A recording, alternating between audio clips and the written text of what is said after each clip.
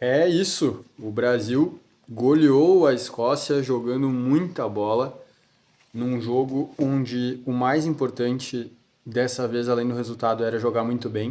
O Brasil precisava engrenar, o Brasil precisava achar uma solução para o substituto do Rafinha e o Brasil precisava, acima de tudo, pegar confiança e sequência. E conseguimos todas essas coisas com relativa facilidade, com muito mérito para o Vinícius Júnior, que está colocando essa Copa do Mundo. Essa Copa do Mundo está colocando ele num patamar que ele tem no Real Madrid para nós brasileiros perante a seleção brasileira. Então dá um certo alívio de ver o Vinícius Júnior jogando toda essa bola pela seleção, porque já estava começando a dar raiva ver ele jogando essa bola no Real Madrid. Porque ao invés da gente ficar feliz e esperançoso com o quanto ele destrói pelo Real com frequência, já estava começando a ser irritante, já estava começando a ser uma coisa tipo, tá, e aí? Vai fazer isso no Real Madrid até quando? Porque na verdade tu não joga essa bola. Essa bola, quando a gente precisa dela na seleção brasileira, ela não aparece. E aí ele realmente está sendo talvez o jogador mais decisivo da Copa. É lógico que tem um Messi destruindo, como já se esperava, um Mbappé da mesma forma, um Haaland da mesma forma, assim como tem um Vinícius Júnior, na mesmíssima prateleira. É... Felizmente, e é incrível o que ele está jogando, é incrível o que ele está fazendo.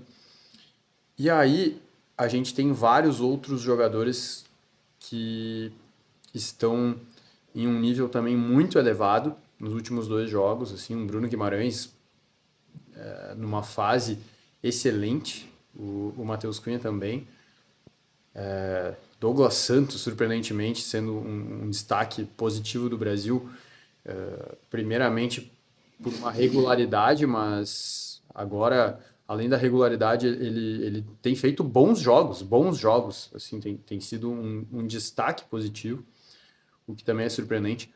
O Alisson jogando um futebol de altíssimo nível, assim, e passando uma confiança que talvez a gente nunca tenha tido no Alisson na seleção brasileira em Copa do Mundo. Assim, sempre foi muito visível que o Alisson tinha esse potencial, e não só um potencial, o Alisson já é uma realidade mundial há muitos anos, mas o Alisson na seleção brasileira ainda não tinha transmitido essa confiança assim do cara chutar de longe e a defesa tá tranquila. É lógico que tudo isso pode ir por água abaixo numa, numa, numa falha subsequente, numa eliminação subsequente. Eu lembro muito bem, e todos nós lembramos muito bem, de várias Copas que a gente termina a primeira fase pegando uma confiança, que embala, que faz um primeiro mata-mata incrível e que logo na sequência, após uma eliminação, tudo isso meio que é esquecido e a gente tem de novo aquele choque de realidade, tipo, mas se for ver, na hora que importa, contra uma seleção europeia, ninguém jogou nada, a gente caiu. E aí a gente identifica vários culpados.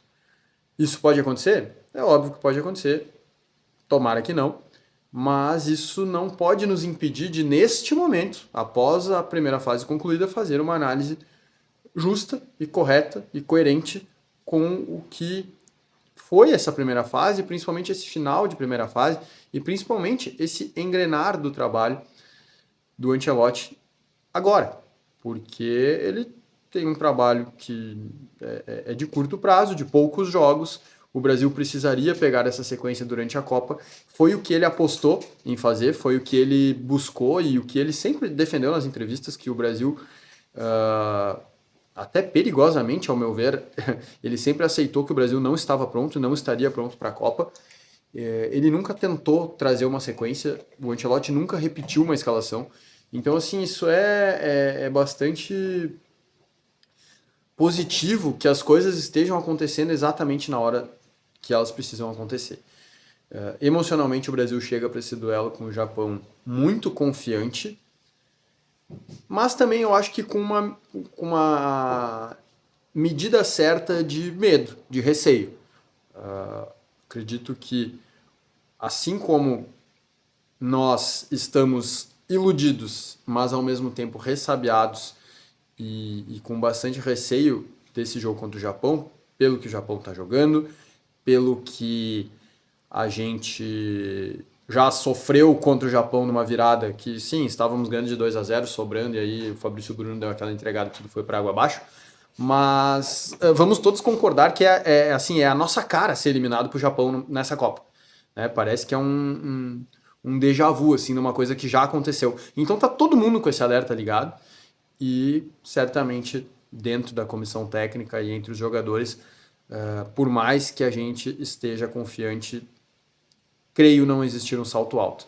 Então, assim como o Brasil no começo da Copa, ao meu ver, chegava com um nível emocional ideal, no sentido de somos o Brasil, estamos confiantes, temos um grande treinador, mas sabemos que não somos favoritos e apostamos em crescer na hora certa. Isso trazia, ao mesmo tempo, uma confiança bacana, mas assim, tirava o peso da responsabilidade por assim, ser muito óbvio que o Brasil não estava e não está no mesmo degrau de uma Argentina, de uma França, de uma Espanha.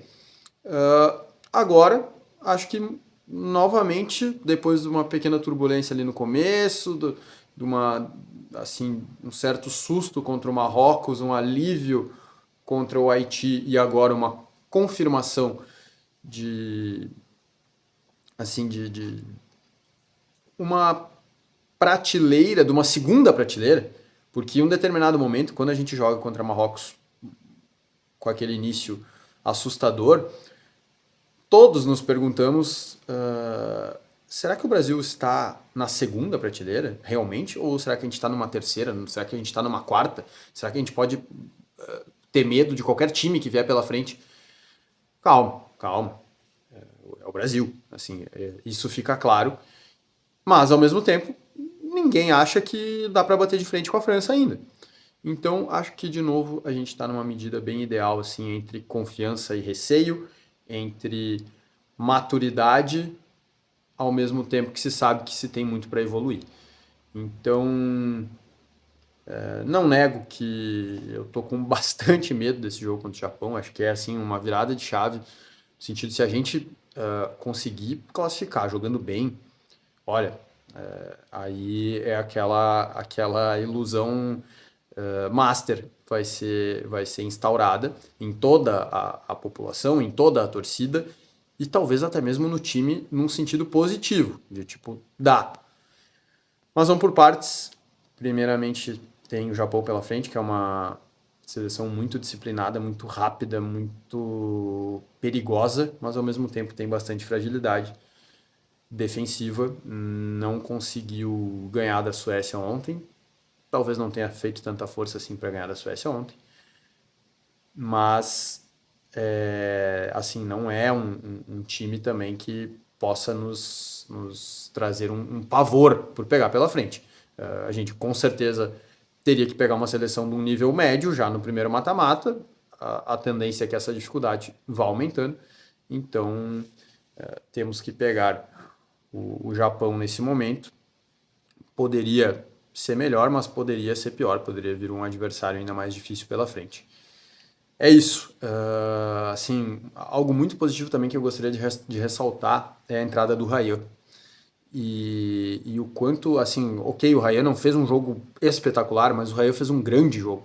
O Ryan fez um grande jogo, isso era muito importante, porque a gente tinha acabado de encontrar um time e perdido o Rafinha. Então, basicamente, o que precisava ser feito era colocar alguém no lugar do Rafinha que desse uma continuidade, que não embaralhasse todo o esquema e a confiança que vinha sendo construído, e foi exatamente o que aconteceu. Talvez não se, ninguém imaginava o Ryan ali, talvez o Ryan não seja o jogador perfeito para jogar ali naquele lugar, mas é isso. Agora a coisa encaixou dessa maneira, a gente fica com excelentes opções no banco de reserva para entrar, como o Endrick, como o Neymar, né? Vamos com calma, mas o Neymar voltou e a tendência é que vai evoluindo. E tem Danilo Santos, tem soluções, né? A gente tem um time titular estruturado, tem um esquema pronto, nesse momento, finalmente pronto, finalmente parece pronto, e temos soluções para mudar o jogo se necessário. Então, confiante, pero ressabiado, vamos para cima que o Brasil classifique. É isso.